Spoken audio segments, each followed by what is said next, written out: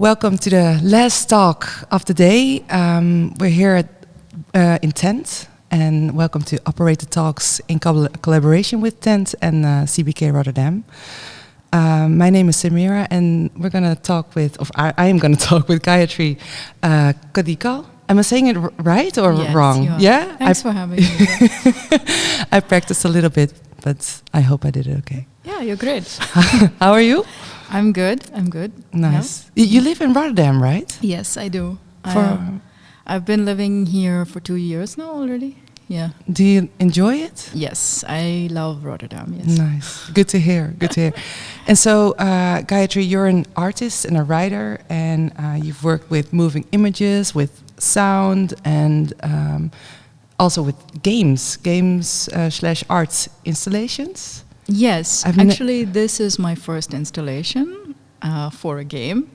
But before I was working with mainly digital, which is a video game, and analog, which is the board game, tabletop games. Yeah, because we're standing or sitting right next to your exhibition, or how do you call it? Your installation, The Traveling Hand. Yes. And it's your first game installation here in the Netherlands. Yes. And it's really cool. Thank you. And so I was reading about it, The Traveling Hand, and I really tried to understand it, but I had a difficult time. It sounded very mystic and kind of like a ghost story, but I couldn't really comprehend what was going on. Yes, it is actually kind of, I call it the true story of a ghost. Oh, really?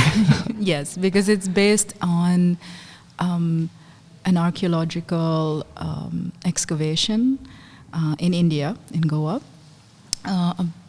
where they found, by chance, actually, they were not looking for it. This is a true story? Yes. They found the remains of a hand that belonged to a woman, a queen from Georgia, and she lived in the 17th century, and she died also in the 17th century. But it was really mysterious how only the hand landed up in Goa, in India.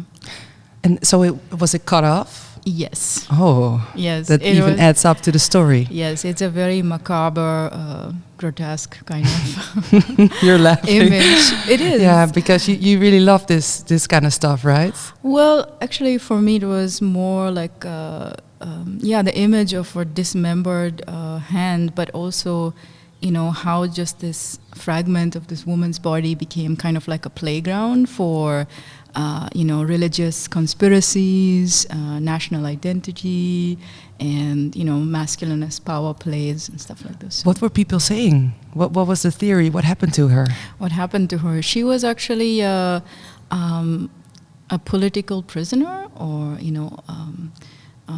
she had come to negotiate for the Persian king Shahbaz I. She had come to negotiate that he doesn't invade Georgia, but he captured her instead and kept her as a political prisoner for 10 years in Iran, in Persia at that time. And finally, he kind of gave her an ultimatum to either marry him or choose death. And the death was by torture. Wow. And what do you feel when you think of her? What do I feel? Mm-hmm.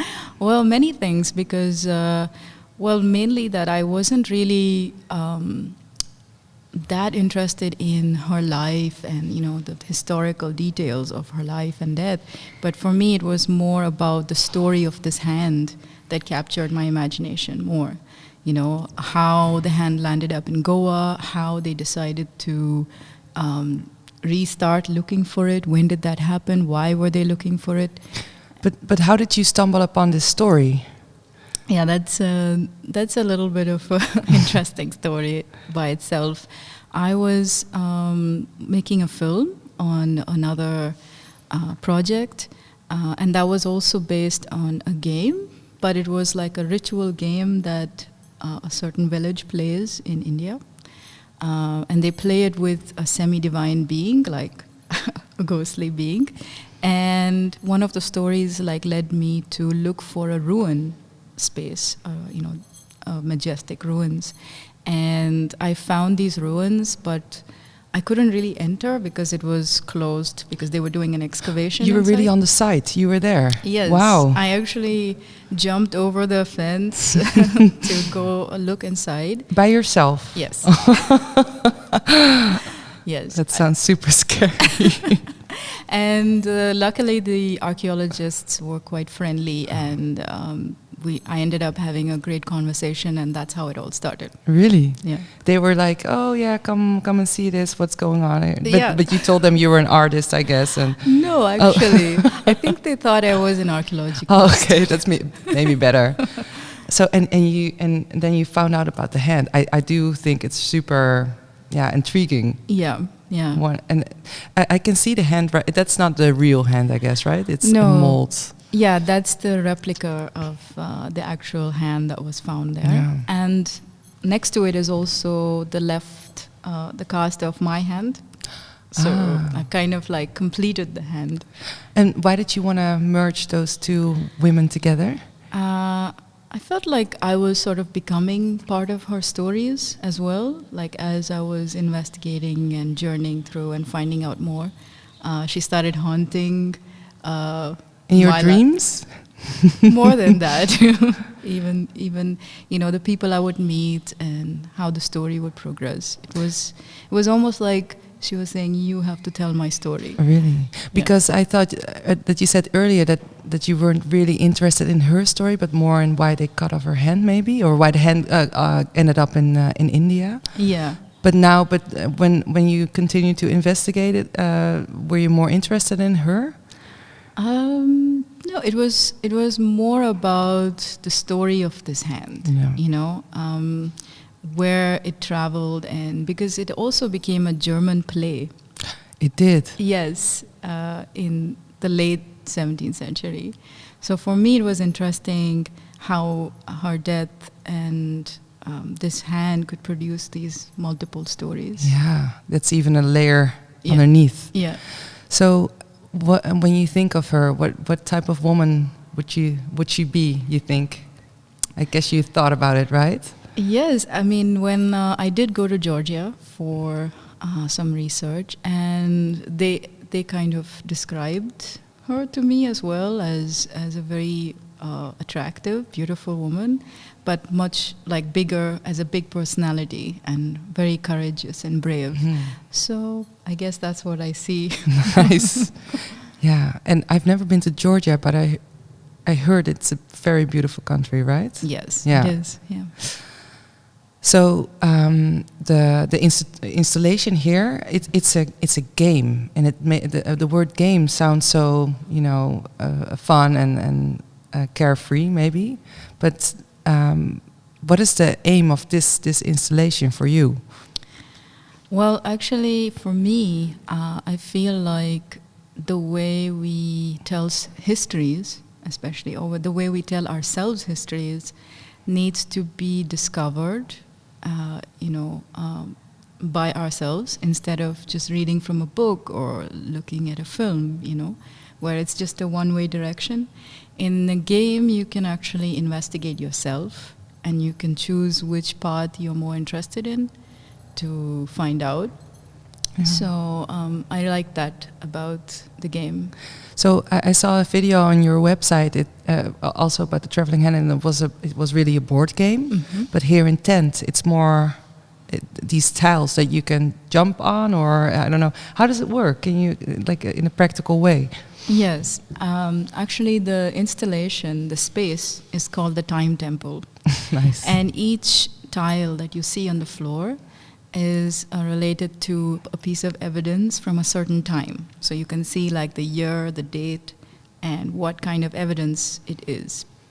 So sometimes there's the monk's letter, or sometimes there's Rezo's birthday balloons, and this is all part of the storytelling as well.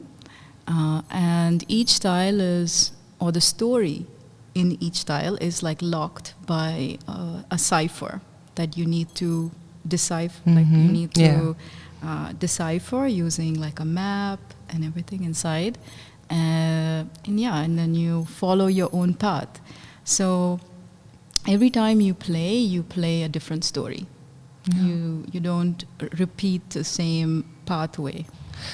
And you use sound and video as well, right? With this. Yes. I really want to play now. I'm super competitive, by the way. Can you win the game, or is it more like a investigation? It's more an investigation Oh. because, but in the board game, that's much more detailed, where you can lose to the board.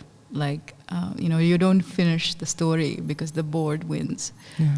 Yeah. So you've been an artist for a while now. Yeah. When did you think of the concept of game with art, the combination? Actually, through this particular Really? story and this research, yeah, I just felt that making a film or many films was not enough. And I started looking at the game form, also because I was playing. And I just happened to write a script for a game and apply for a residency in India. And then it started off from there. And I felt like game making can become a methodology for me also, to think of meanings and meaning making and, to think of complex things. Yeah, and you think it's important that people are looking at history in a different way, like you said before. Yes. Like, to get the knowledge, I guess. It's more about, you realize like how certain dominant histories keep other histories secret, so that can take power. Do you think that happens a lot? Of course. It's even happening now. Mm-hmm. Yeah. Yeah, for sure. Yeah. Yeah. Well, is that something you want to explore a little more? Yes. Even in Holland, it's a relevant topic right now, of course. Yes. Yeah. Actually, Western Europe is sort of realizing that they don't engage with their colonial past much, and there's not much knowledge. But then, how do we engage with? How does one really engage with that? It shouldn't be violent as well. Yeah. Yeah. Yeah, it's even relevant for the building we are in right now. I think you heard about the last summer, of course, with the name changing. Yes. Yeah. So do you think you're going to zoom in on the Dutch history as well in a while, or are you going to leave us? No, there's already a bit of Dutch history in the game as well. You see, I haven't played it yet, but I'm super curious about the game. Actually, Goa was a very crucial port for the Portuguese, the Dutch, the English. Of course. Yeah. So there are a couple of battles that have happened in the sea just outside Goa. Yeah. So why were you in Goa? Are you just traveling around, or? Well, my father's side is from that part of India. So I used to go there as a kid as well. Ah, okay. Yeah. How can you describe Goa for me? Yeah, it's a difficult question. Really? Yeah. Well, actually, I think the world knows Goa as the center of the hippie culture, back in the 60s. Many of the hippie trails would leave from London and end in Goa, through caravans and stuff like this. Why was it there, by the way? Where were they going to Goa? Do you know? I don't Maybe know. we should Wikipedia it later. Yeah, it's a beautiful place with beaches, and it's kind of way like a paradise. So yeah. But and so you told us you are from India, and you're going to stay in Rotterdam now, right? That's what you just told me before we started. Yes. And why is it not is it not too? Why do you want to stay here? Let's put it like that. Well, I find it much more. I found that after coming here, especially with the course that I did with the Dutch Art Institute, really good conversations about about what I'm thinking about and the people I'm meeting here. And I also like Rotterdam for its very chilled out vibe and friendly nature, you know. I'm happy to hear that people are nice to you here. Yes, Yeah, yes. yeah. Is it easy to meet people here, or? Yes, Yeah. I found that it's much easier to meet people here in Rotterdam. And so how come you ended up here? How did the collaboration start between you and Tent? Well, actually, I was asked to come here in November last year to meet the curator, Katayun. And then I showed her this work and she got very excited. And, you know, that's how it started off. This is also her first curation, right? Here, is it the right word? By the way, I'm just making up some English words sometimes. No, it is. Yeah, it is. Oh, I was right. Yeah. Yeah, and you happened to meet each other by accident, or she just saw you somewhere, or? Yes, we met at the New Institute. Yes, I think we were there together for a seminar, and we just happened to speak, and then she invited me to come to Tent. That's so cool. Yeah. And so for how long can people enjoy this game? You mean like... Yeah, but till when is it here? Till when is it here? It's here till January 17th. Ah, okay. I have to come back before that time because I'm really curious, though. Yes. Yeah. Yes. And what are your future plans? Are you gonna do something else? Yes. I mean, I haven't been able to weave in the stories or the amount of stories into the installation, you know. So I think I might take a text form and look at making some kind of artist book out of this, you know, this project. Yeah. Will it also be ghostly, haunting? Yes. In fact, I'm also doing some lecture performances as part of the, you know, to activate the installation here at Tent. Cool. And last performance, we did have a ghostly presence here. Why do you find it so fascinating, the ghosts and the haunting houses and the mysteries? And the mysteries, I don't know, it just somehow makes you pay attention to things that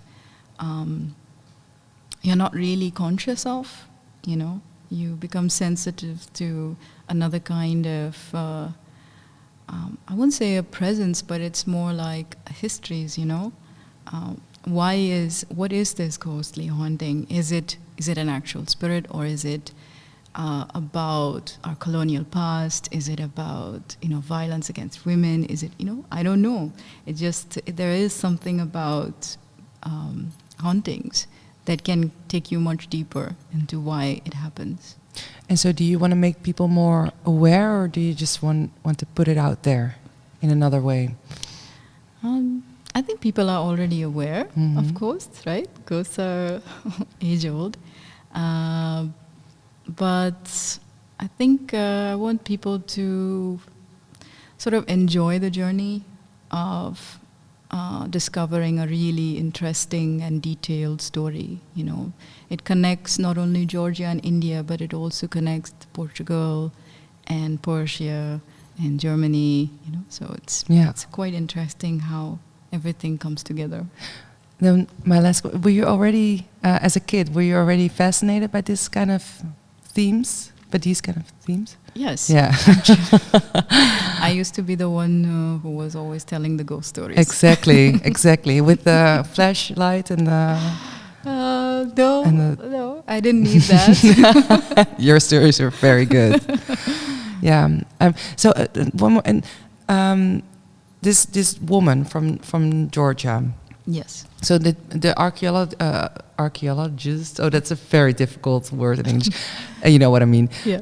Did they find out more about her, except that she was a queen, or in the story with the man that she didn't want to marry? But was that everything they can find, or? Yes. I mean, I think.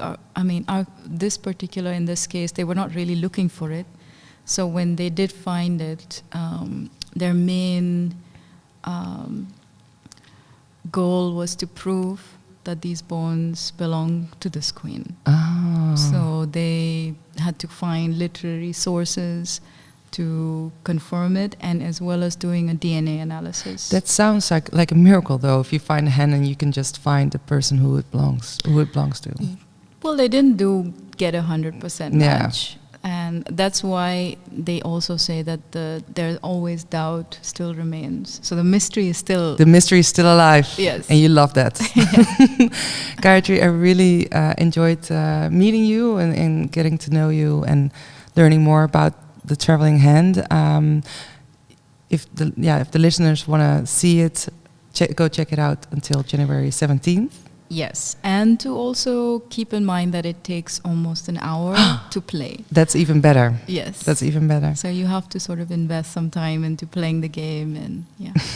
Nice. I'm definitely going to do it before that time, though. I'm really curious. Yes. Thank you so much. I really enjoyed our talk. And everyone, thank you for watching, listening.